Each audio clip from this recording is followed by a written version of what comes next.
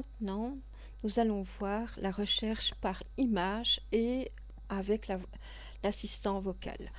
Donc, la première chose que vous avez, donc quand vous avez fait une recherche, donc le but c'est d'arriver à ceci. Donc, imaginons que vous ayez fait suivi un critère de recherche, par exemple ici, et que vous n'ayez pas l'appareil photo ici.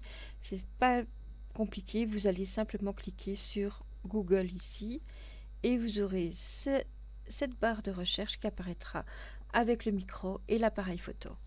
Donc nous allons faire le premier exemple ici. Donc là je suis sur Google Chrome, je peux le faire sur Firefox et sur Edge sans souci, pour autant que j'ai bien mon moteur de recherche Google bien sûr. Donc cet appareil photo, c'est un outil qui s'appelle Google Lens, qui est un outil développé par Google de manière à faire une recherche par image. Donc quel est l'intérêt? Tout simplement, vous voyez, vous avez un animal, un chien, vous voulez connaître sa race, ou alors vous avez un objet, vous ne savez pas ce que c'est, peut-être qu'il va vous trouver une information ou un résultat approximatif, bien sûr. Donc, la même chose avec des plantes. Donc, vous pouvez lui poser des questions. Alors, en général, il trouvera toujours une réponse. Est-ce que cette réponse est pertinente? Ça, c'est l'expérience qui vous le dira. Il arrive des fois que justement le résultat ne soit pas pertinent, mais comme c'est quand même une grosse base de données avec des métamoteurs, etc., donc en général, il a quand même pas mal de résultats. C'est très rare quand on n'arrive pas à trouver la solution. Donc nous allons commencer la première partie. Donc je vais ici dans mon explorateur Windows, je vais vous montrer une façon de faire. J'ai quelques images dans mon répertoire de téléchargement et je vais ouvrir donc Google Lens. Donc il va me demander d'importer un fichier, vous voyez, ou faire glisser une image. Il suffit que je fasse glisser l'image comme ceci. Voilà. Et vous voyez, il me le cadre automatiquement.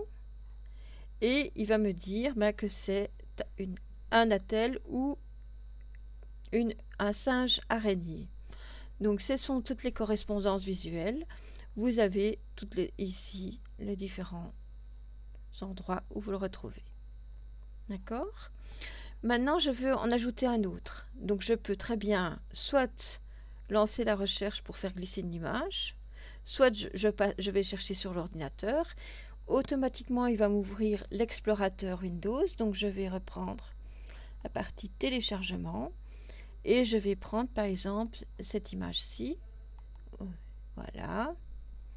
Et automatiquement, vous voyez le cadre, et il me dit qu'il s'agirait d'une digitale. Alors faites attention quand vous voyez ceci, acheter des graines de pavot d'Orient, il ne s'agit pas de pavot d'Orient. Ici, toujours dans le même site, graines digitales, digital purpura, et ils vendent le plan ou alors le sachet de graines à 2,65 €. Donc vous avez toutes ces informations qui apparaissent. On va refaire la même chose avec une autre image, de manière à vous montrer ici les sources de l'image. Donc j'ai ce poney, enfin pas ce poney, ce poulain, pardon. Vous voyez, je peux très bien aussi recadrer l'image au cas où j'aurai plusieurs éléments sur l'image, de manière à ce qu'il choisisse la bonne. Il me dit que c'est un poulain, j'ai des correspondances visuelles. Maintenant, je voudrais voir la source de l'image. Et vous voyez, elle apparaît sur le site Pixabay, qui est un site qui permet de télécharger des images, des vidéos qui sont libres de droit, avec d'autres bien sûr, mais quand il y a des droits de propriété, il vous le spécifie bien. Donc là, il n'y a pas de problème. Si maintenant je prends une autre image, je refais le même exercice, par exemple avec... allez, je vais prendre celle-ci, je ne sais plus ce que c'est. Voilà. Vous voyez, ici, j'ai plusieurs éléments. Et quand j'ai un point, je peux très bien dire que c'est cet élément que je vais choisir. Voilà. Et qu'est-ce qu'il me dit? Qu'il s'agit d'une vache Salers. Donc, il va me dire qu'il s'agit d'une race bovine. Ok, ça correspond bien. Et on voit ici différents sites où on le retrouve, notamment fruits.fr. Donc, je vais aller chercher la source de l'image. Et là, en fait, on voit que ça a été publié sur Facebook et sur le site agriculturia.com. Donc ici, ces images, je ne vais pas les reprendre pour les retravailler ou quoi, parce que je n'ai aucune idée si elles sont libres de droit ou pas. On a ici la taille de l'image. Vous voyez, ici, elle est beaucoup plus petite, 600 pixels par 340. Voilà ce qui concerne pour la recherche par image. Donc maintenant, j'aimerais bien retrouver, donc je vais revenir en arrière, sinon je vais ouvrir un nouvel onglet, et je vais faire une recherche avec l'assistant vocal. Donc je vais faire une recherche, par exemple. Donc il me demande de parler maintenant, donc vous voyez, il me le met en anglais au départ, donc il me prend n'importe quoi, et il va chercher certaines informations. Je vais recommencer pour vous montrer. J'essaie de trouver un élément à lui demander. Libellule. Selon le MAC des animaux, Ouest France, la libellule est dotée de 3 paires de pattes et de 2 paires d'ailes transparentes à nervures qui restent toujours ouvertes, même au repos. Sa tête ronde affiche 2 yeux globuleux à multiples facettes, 2 courtes antennes et de puissantes pièces buccales broyeuses. Et voilà. Donc voilà, le premier site qui est référencé, il va simplement lire les 2 premières phrases, première ou 2 phrases. Et donc, comme on est dans la partie tous, il va afficher donc tous les résultats, ce que je vous ai expliqué dans la vidéo précédente. Si je veux que des images, j'aurai les images, et puis je peux éventuellement aussi utiliser les outils pour sélectionner le type. Par exemple, je veux du noir et blanc pour les libellules, par exemple, ça n'a pas de sens, mais voilà.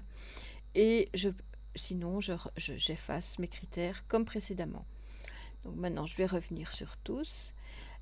Alors, vous voyez ici, il a bien reconnu libellule, mais si maintenant je lui demande autre chose, vous allez voir qu'il a des limites. Donc,